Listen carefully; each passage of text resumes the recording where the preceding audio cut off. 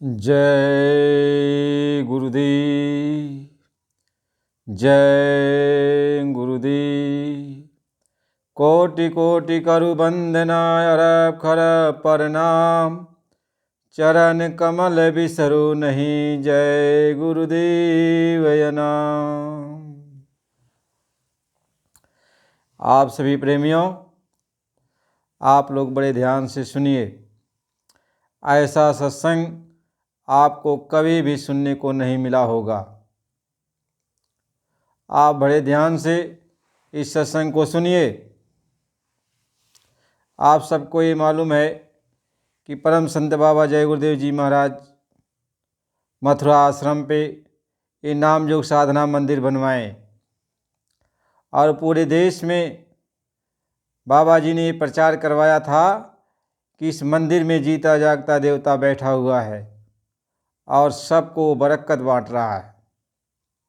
ये मंदिर का देवता लगातार बरकत बांट रहा और ये देवता जीता जागृत देवता है। आप सबको ये मालूम है और पूरे देश में इसका प्रचार बाबा जी ने करवाया। और गुरु महाराज जी जब भी कोई कार्यक्रम होता तो ये कहते कि मैं मंदिर के देवता से आप सबके लिए प्रार्थना करूँगा, और प्रार्थना करते इसके बाद कहते कि आप लोग मंदिर में प्रसाद बट रहा है, इस प्रसाद को ले लो। हम सभी ये सत्संगी से पूछना चाहते हैं, सारे लोगों से पूछना चाहते हैं कि आप मुझको एक बात बताओ, यदि बाबा जी अपने समय में उस मंदिर को बनवाए और उन्होंने कहा कि इसमें जीता जागृत देवता बैठा हुआ है और उस देवता के सामने गुरु महाराज जी बहुत कुछ इन सभी प्रेमियों के लिए हमेशा दुआ मांगते रहें। आज हमको एक बात बताओ सभी लोग, जिस तरीके से गुरु महाराज जी ये कहते कि जय गुरुदेव नाम इस कलयुग का जगाया हुआ नाम है और जीता जागृत नाम है। एक झंडा पर गुरु महाराज जी लिखवाते कि ये जय गुरुदेव नाम प्रभु का है और ये कलयुग का जगाया हुआ नाम है। आप सबको ये मालूम है कि यदि एक झंडे पर गुरु महाराज जी ने जगाया हुआ नाम जय गुरुदेव नाम लिखवाया और कहा कि इस नाम से परिवर्तन होगा, यह नाम के शरण में जो कोई भी आएगा उसकी हिफाजत हो जाएगी। उसी स्वामी जी महाराज ने जो मंदिर बनवाया उसमें स्वामी जी महाराज ने ये भी बात कही, इसमें जीता जागृत देवता बैठा हुआ है। जो कोई भी इस मंदिर पे आएगा और अपने गुनाहों की माफ़ी मांगेगा, यह मंदिर के देवता के सामने रोएगा, अपने गुनाहों की माफ़ी मांगेगा कि मैं ऐसे गुनाह फिर कभी करूँगा नहीं। मांस मछली अंडा शराब जो कुछ भी खाता पीता है उसको बंद करने का वो कसम खाएगा और फिर कभी न खाने के लिए वादा करेगा तो उसकी एक मनोकामना पूरी होगी। ये परम संत बाबा जय गुरुदेव जी महाराज ने कहा। तो हम ये पूछना चाहते हैं सारे सत्संगियों से कि बाबा जी ने जब ये बातें कही तो क्या आज वो बातें लागू नहीं हैं? आज उस मंदिर में वो देवता नहीं बैठे हैं? आज वो बरकत नहीं बांट रहे हैं? आज वो जीता जागता देवता उसमें नहीं है? यदि आप लोग ये कहते हो कि जो गुरु महाराज जी के वचन है वो सर्वथा सत्य रहते हैं, तो क्या ये वचन सत्य नहीं है? यह वचन भी सत्य है। इसलिए जो भी मंदिर में जाएगा अपने गुनाहों की माफ़ी मांगेगा, उसकी एक मनोकामना आज भी पूरी होगी और आज भी उसको एक बरकत मिलेगी। सिर्फ आप लोग अपने स्वार्थ की बात करते हो, जो परमार्थ की बात है उस बात को नहीं समझते हो। बहुत सारे लोग ये कहते हैं कि उस मंदिर में इस समय आप कुछ नहीं है, कुछ नहीं है। हम उनसे पूछना चाहते हैं कि तुम गुरु को मानते हो कि नहीं मानते? तुम्हारा गुरु भगवान है कि नहीं है? या तुम्हारा गुरु सत्य बोलता है कि नहीं बोलता है? यदि बाबा जी ने कहा कि जो मंच से मैं बात करता हूँ एक भी बात इधर उधर होने वाली नहीं है, तो गुरु महाराज जी ने जो बातें कही वो सही नहीं है। आप लोगों को भरमाओ मत।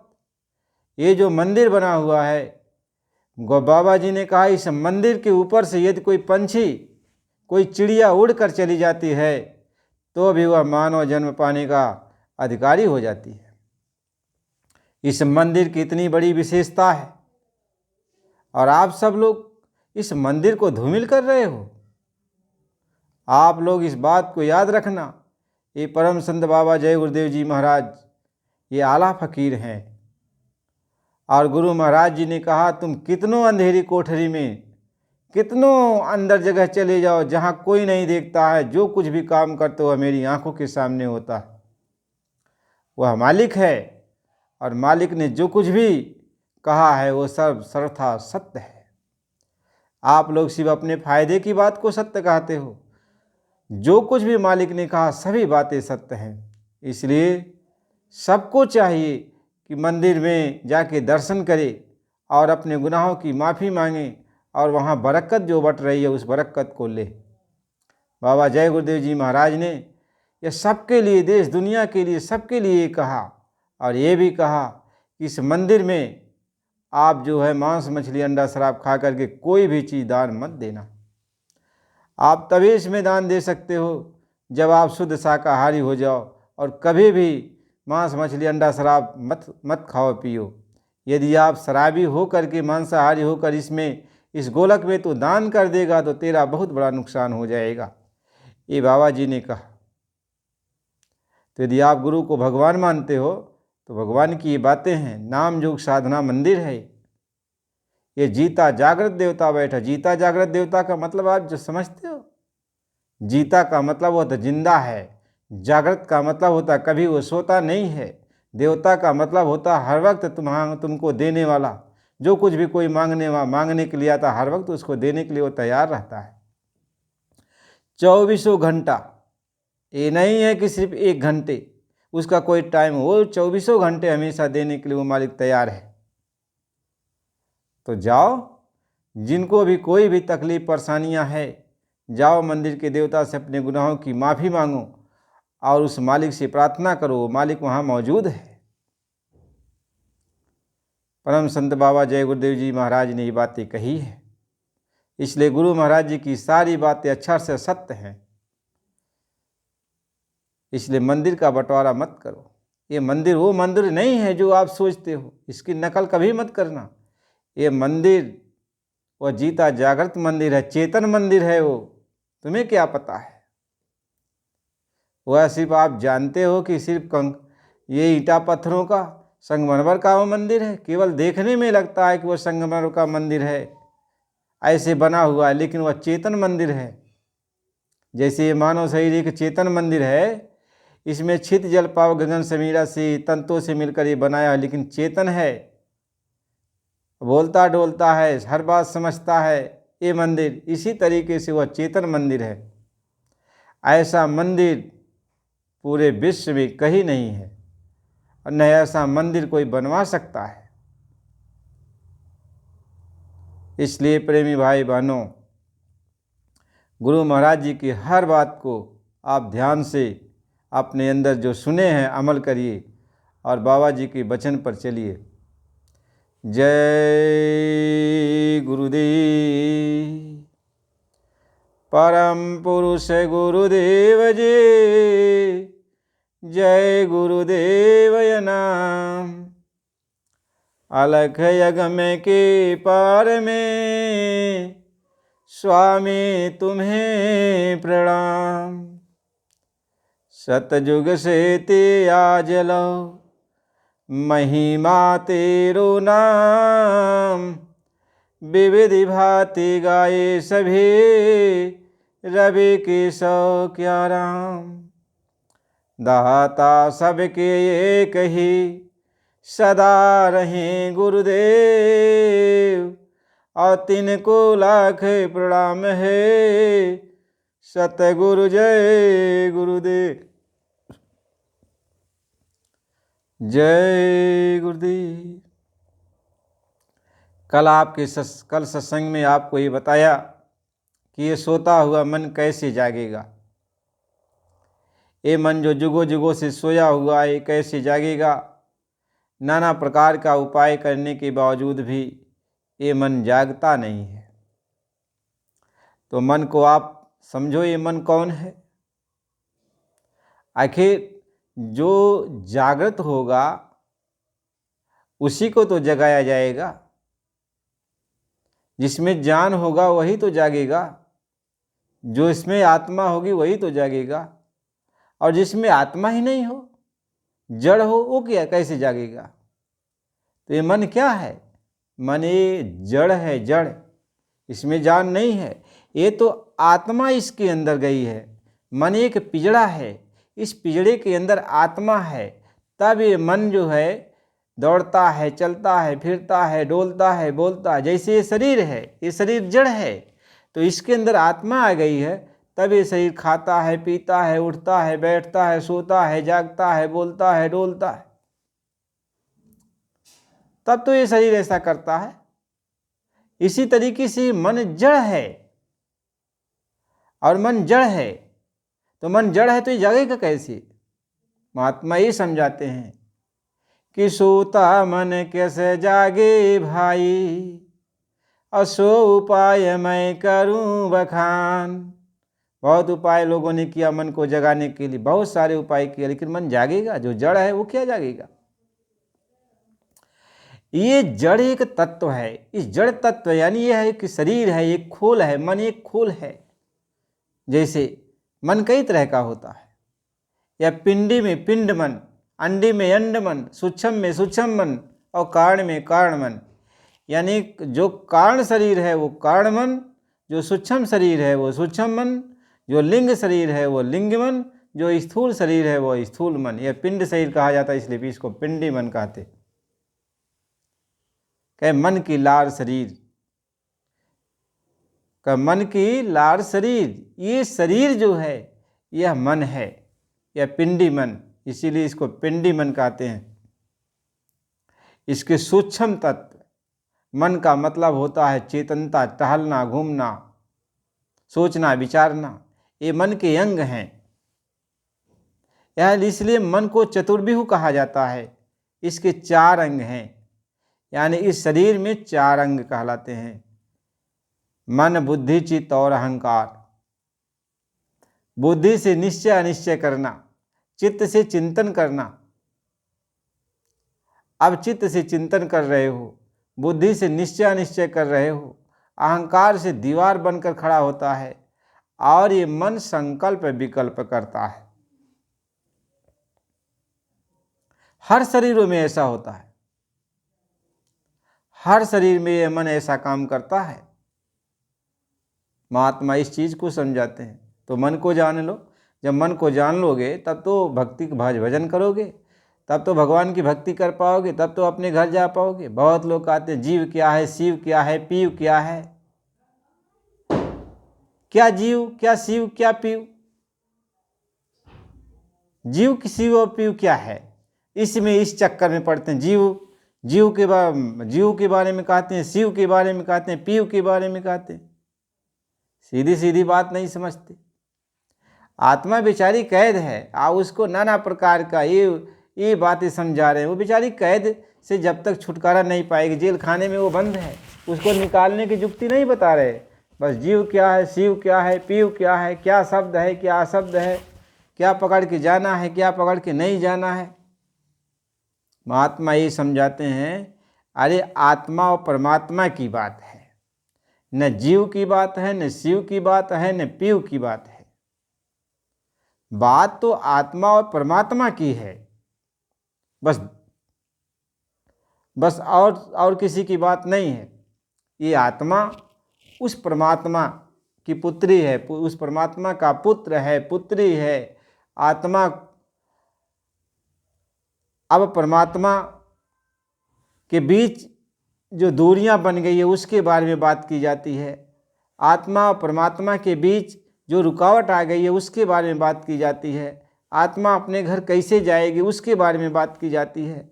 आत्मा को यहाँ कौन रोक दिया है उसके बारे में बात की जाती है, इसके बारे में बात की जाती है। अब नाना प्रकार की उसमें कटबैठी ले जा कर के लोग जोड़ देते हैं।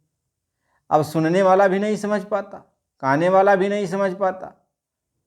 बहुत सारे उसमें जो है श्लोक लगाएंगे, बहुत सारे लोग उसमें ऐसी भाषा का प्रयोग करेंगे, सुनने वाला समझ ही नहीं पाएगा कौन सी भाषा है क्या नहीं।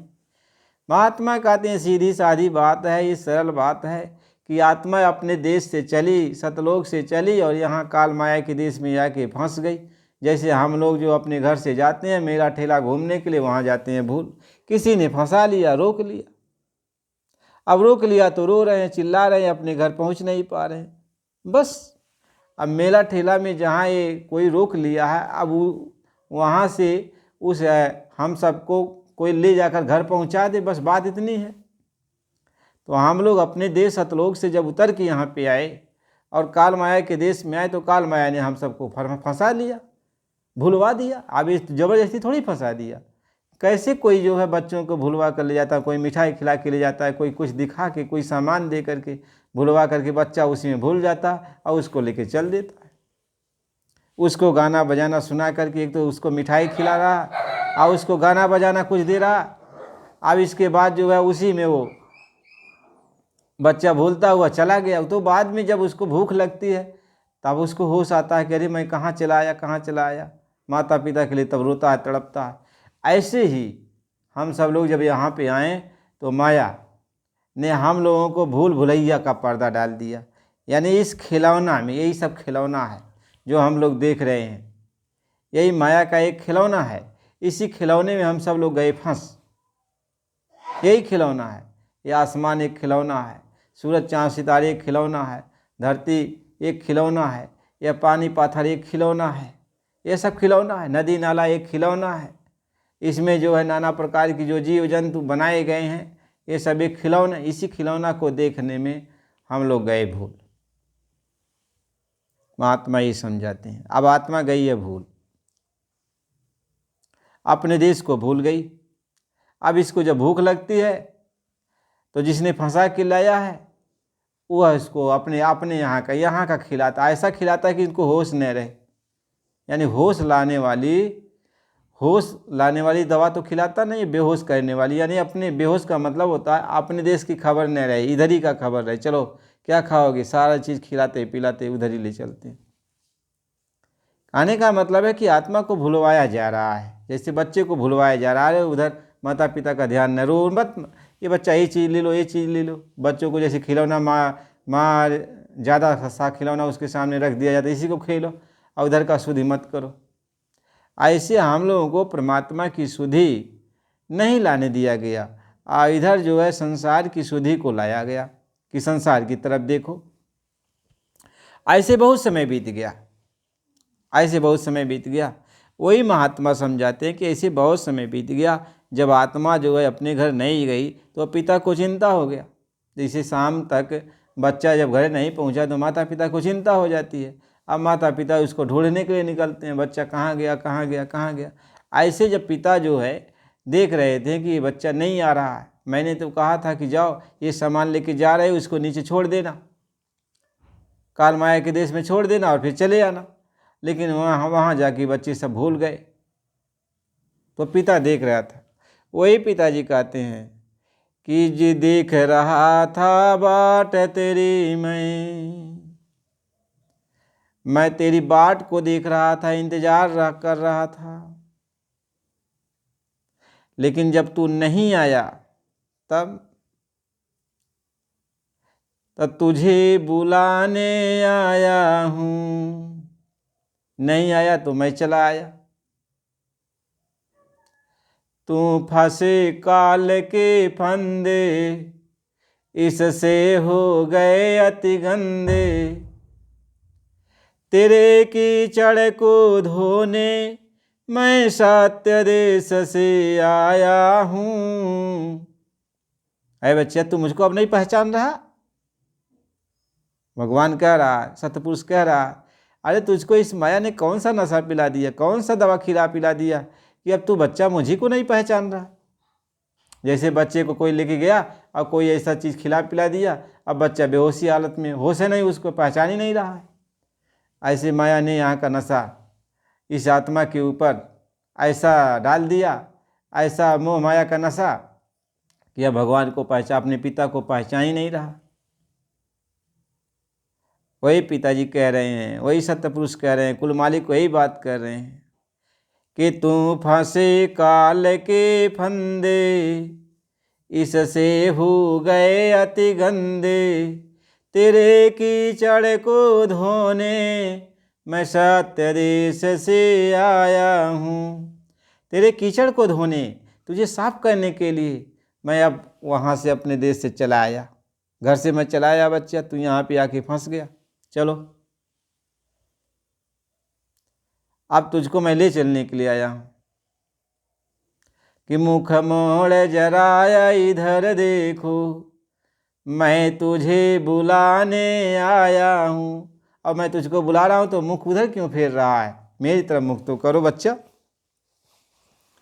अब माया ने ऐसा भुलवा दिया कि अब हम समझ ही नहीं पा रहे हैं। वो हमको समझा रहे हैं पिताजी, और पिता की तरफ से मुँह फेर रहे हैं। तो वही पिताजी कह रहे हैं, वही कुल मालिक कह रहा, भगवान वही कह रहा है कि मुख मोड़ जरा इधर देखो, मैं तुझे बुलाने आया हूँ। तू भूल गया है मुझको, मैं तुझको नहीं भुलाया हूँ। तू फंसे काल के फंदे, इससे हो गए अति गंदे। तेरे कीचड़ को धोने मैं सत्य देश से आया हूँ। कहे तेरे कीचड़ को धोने के लिए मैं सत्य देश से आया, और तू मुझी को नहीं पहचान रहा। इतना नशा, यानी माया ने ऐसा ऐसा नशा पिला दिया इस आत्मा को कि भगवान जगा रहे हैं, लेकिन यह जो है आत्मा जाग नहीं रही है। अब माया ने ऐसा भ्रम पैदा कर दिया, अब आत्मा के कई नाम रख दिया। आत्मा का नाम मन रख दिया, आत्मा का नाम बुद्धि रख दिया, आत्मा का नाम चित्त रख दिया, आत्मा का नाम अहंकार रख दिया, आत्मा का नाम जीव रख दिया, आत्मा का नाम शिव रख दिया, आत्मा का नाम पीव रख दिया, और सबका अलग अलग स्थान बना दिया। अब जीव यही में उलझ जाए, लोग उलझ जाए, जीव क्या है, पीव क्या है,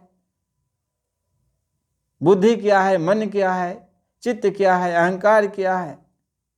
इसी में सब विधि से आदमी उलझ जाता है। अब शास्त्र, पुराण, गीता, भागवत, उपनिषद ग्रंथ, सब किताबों को लेकर के अब उसमें खोजता है, भगवान को खोजता है, उसमें रास्ता को खोजता है, आत्मा को खोजता है। सीधी सादी बात वह खोज नहीं पा रहा है, और ये उल्टी पलटी बात उसको खोज रहा है। मन क्या है, मन का रिसर्च करेगा, बुद्धि क्या है उसका रिसर्च करेगा, चित्त क्या है उसका रिसर्च करेगा, अहंकार क्या है उसका रिसर्च करेगा। अब ये रिसर्च कर रहे हैं, ये क्या है, ये कौन सी तत्व हैं। और महात्मा सीधी सादी बात बता रहे हैं कि आत्मा के ऊपर ये सब खोल पहनाया गया है, एक कपड़ा पहनाया गया है।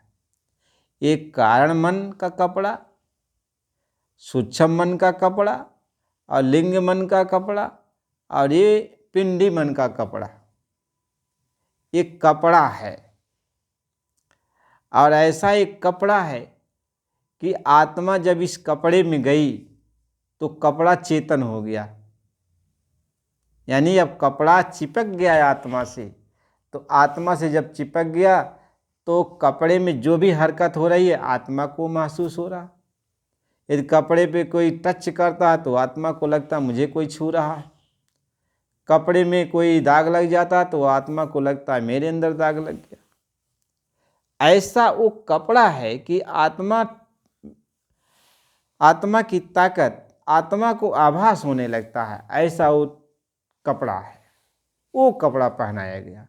अब आत्मा कोई अब आभास हो रहा है भाई, कोई भी हाथ पकड़ता है तो मालूम पड़ता है कोई मुझको पकड़ रहा है। आत्मा ये सोचती कोई मुझको पकड़ रहा है, हाथ पकड़ता है तो आत्मा जहाँ पर है वहाँ पर उसको महसूस हो जाता है कि मुझे कोई पकड़ रहा है, मेरे हाथ कोई पकड़ रहा है।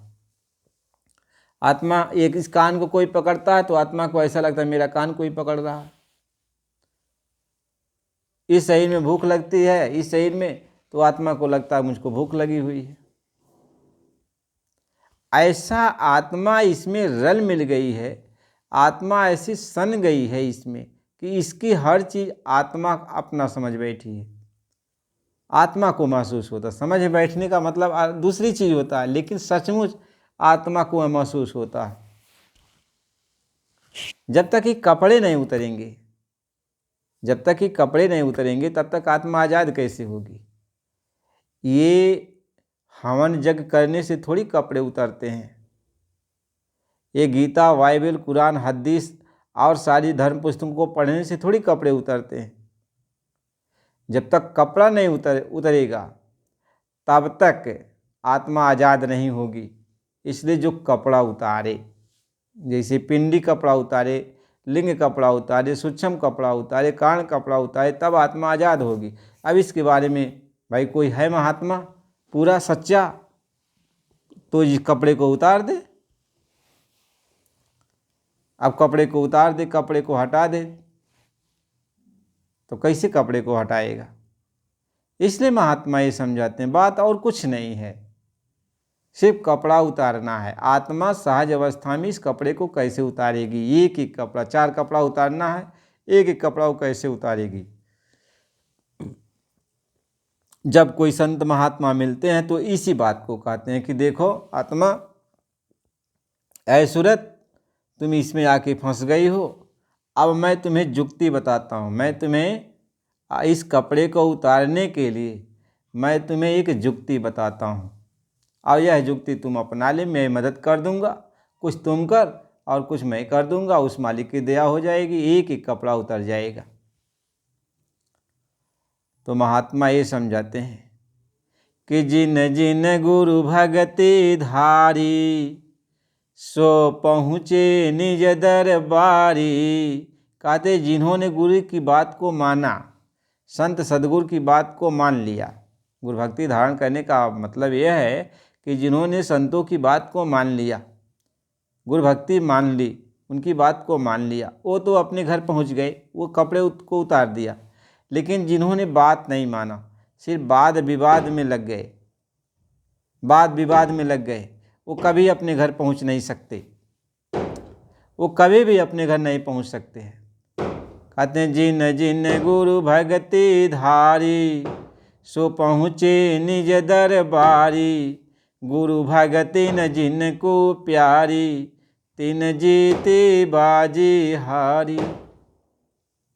कहते हैं जो गुरु की भक्ति जिसको अच्छी नहीं लगती, जो गुरु की बात को नहीं मानता, कहता भैया हम इनकी बात को नहीं मानेंगे, तो घर वो अपने घर कभी जा ही नहीं सकता। गुरु महाराज जी इसी बात को समझाते हैं, वो अपने घर कभी नहीं जा सकता।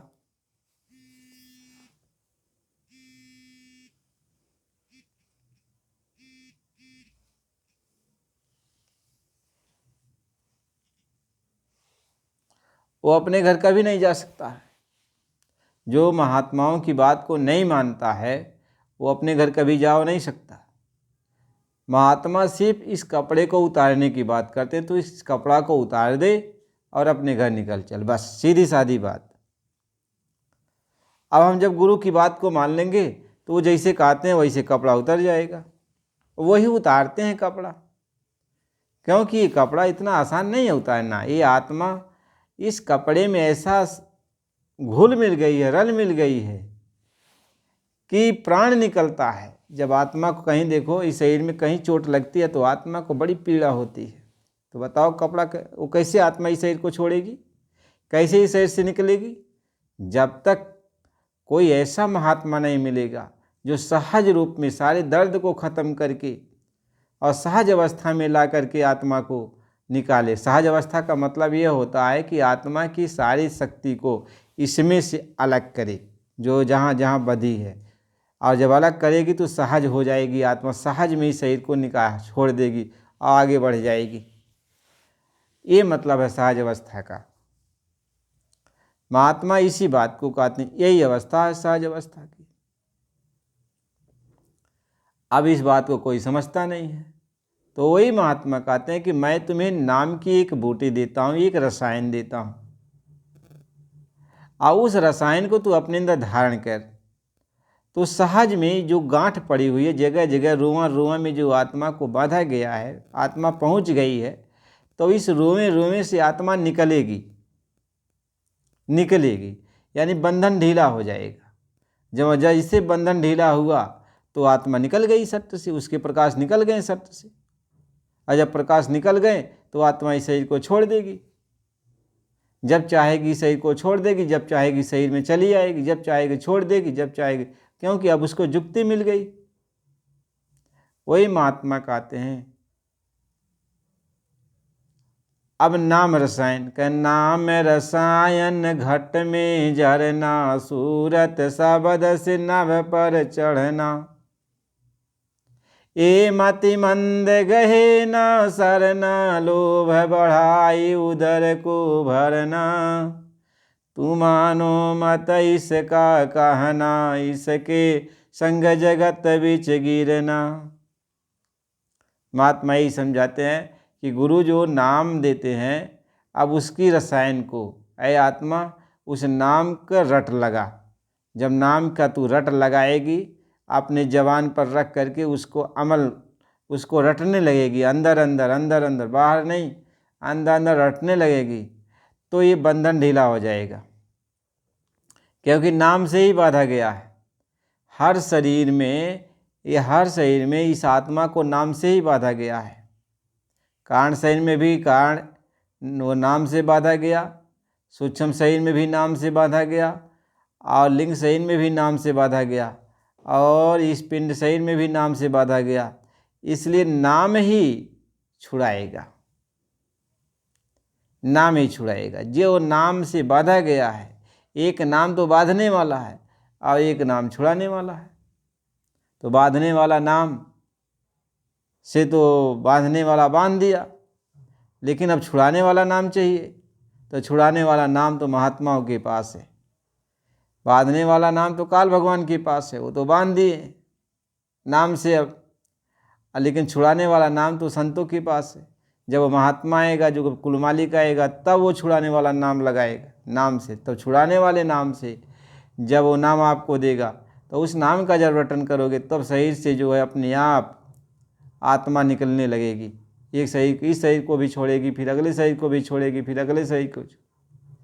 इसलिए महात्मा ये समझाते हैं कि मैं तुम्हें नाम की, तुमको ले चलने के लिए मैंने नाम की सीढ़ी बनाई, नाम की सीढ़ी लगाई है। तू नाम ले ले और नाम का जाप कर और निकल चल यहाँ से। कह शब्द शब्द पौड़ी मैं राची, और चढ़ी चढ़ी पहुँचो नगरी साची। मैंने शब्द की सीढ़ी लगाई है, शब्द की पौड़ी बनाई है, यानी नाम की बनाई है कि अब मैं इस पिंडी नाम, पिंड से निकलने के लिए मैंने यहाँ का नाम दिया, यहाँ का नाम दिया। जो पिंड से निकलना चाहता है तो गुरु के नाम का जाप कर। पिंड से निकलना चाहता, इस शरीर से निकलना चाहता तो पिंडी नाम दिया। 5 नाम, कहीं 5 नाम का सिमरन करो, और श्याम सीत में सूरत धारो। कहते 5 नाम का तुम सिमरन करो। वो नाम देते हैं, कहते हैं इस नाम का तुम सिमरन करो। हर वक्त सोते जागते उठते बैठते इसका, इस नाम का सिमरन करो। और सिमरन करते करते करते करते करते करते करते करते करते करते अब इस शरीर से आत्मा अब जो है निकलने लगेगी। और निकलने लगेगी तो जा करके जो है दोनों आँखों के मध्य भाग में वहाँ आत्मा सिमट जाएगी, अपनी जगह पर आ जाएगी और शरीर खाली हो जाएगा। तब कहते 5 नाम का सिमरन करो।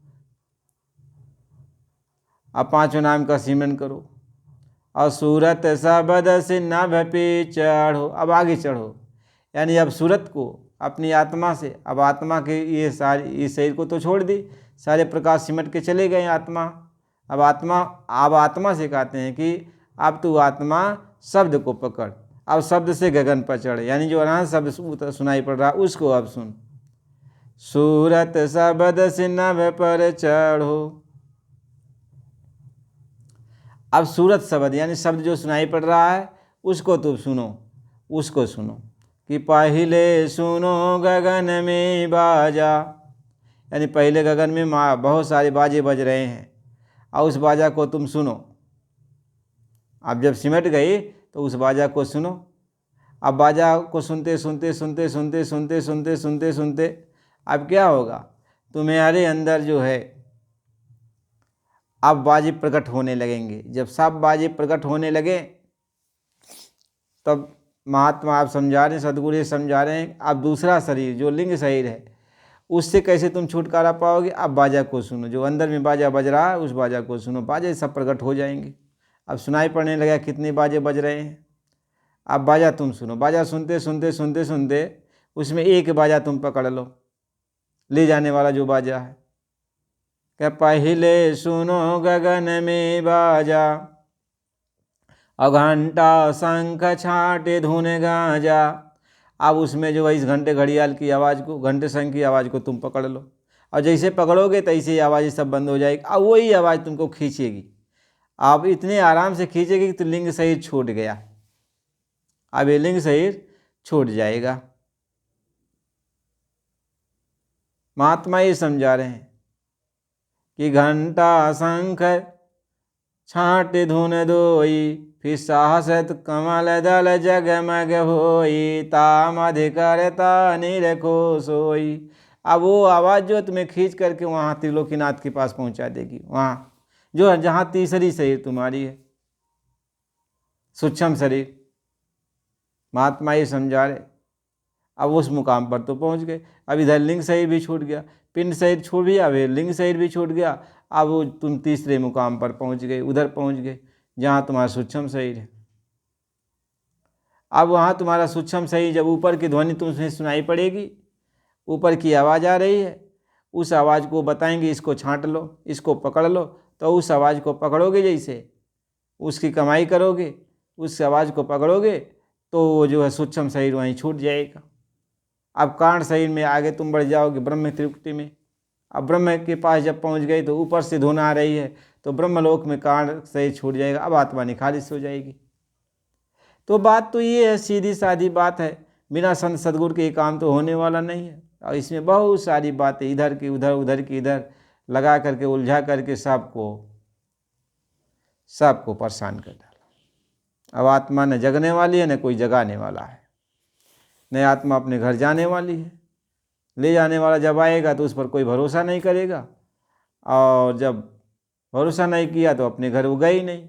और जहाँ जाना होना नहीं है उसी में घूम घाम करके कहें देवता पितर भुइया भवानी, ये मार्ग 84 चलन की।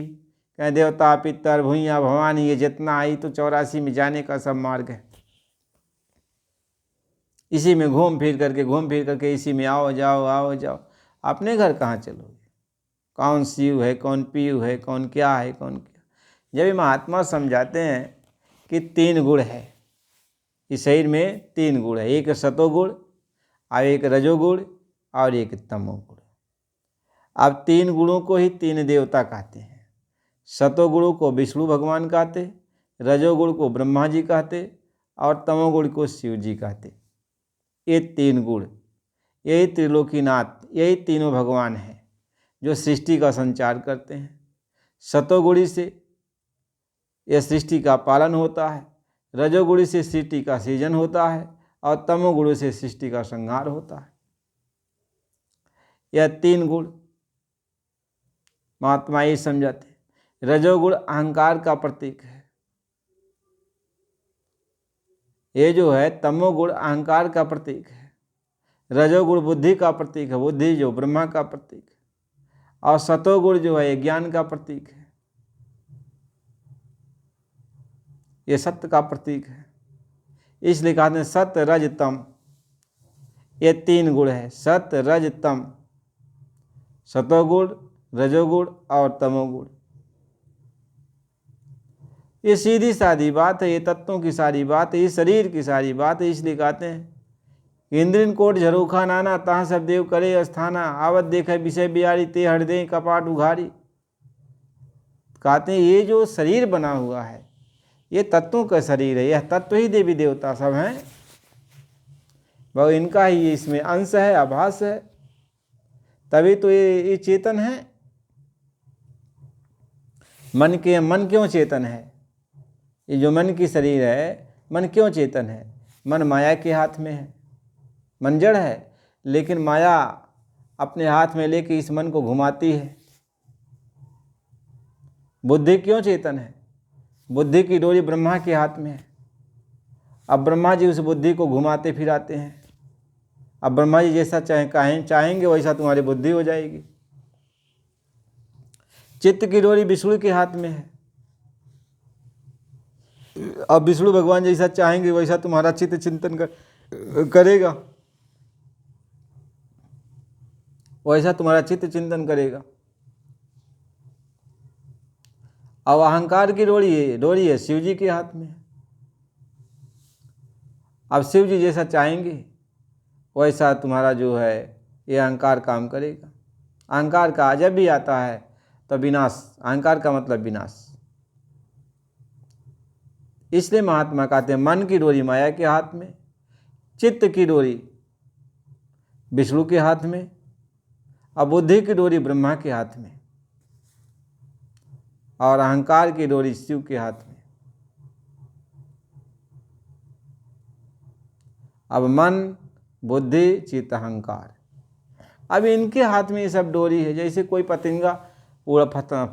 पतंग उड़ा रहा है तो डोरी अपने हाथ में पकड़ा, तो जैसा चाहेगा वैसा पतंग घूमेगा, इधर से उधर आएगा जाएगा।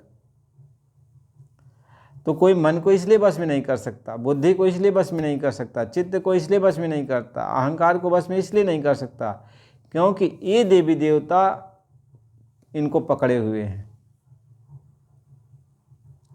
ये देवी देवता इनको पकड़े हुए हैं, इसलिए तुम्हारे बस का कुछ भी नहीं है, तुम कुछ भी नहीं कर सकते। इसलिए जब संत सद्गुण मिलेंगे तभी वो कोई जुक्ति लगाएंगे, तभी तुम्हारी आत्मा इन पिंजरों से आज़ाद हो सकती है, नहीं तो आज़ाद होने का कोई सवाल ही पैदा नहीं होता।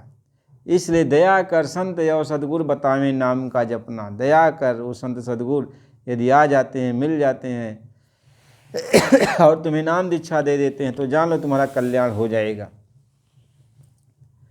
जिन उस पर वो मोहर लगा देते हैं कि यह जीव हमारा है, मोहर लगा दिया यानी नाम दे दिया, अब उस जीव को वो पार कर देते हैं। इसलिए प्रेमी भाई बहनों, अगला सत्संग आपको कल मिलेगा। चैनल को लाइक और सब्सक्राइब कीजिए। जय गुरुदेव। ये आपसे बार बार प्रार्थना है। आप सत्संग सुनना चाहते हैं, सच्चाई को सुनना चाहते हैं तो चैनल को लाइक कीजिए और सब्सक्राइब कीजिए। नए हो तो सब्सक्राइब कर दीजिए और लाइक कीजिए। सत्संग को पूरा सुनना चाहिए। जय गुरुदेव।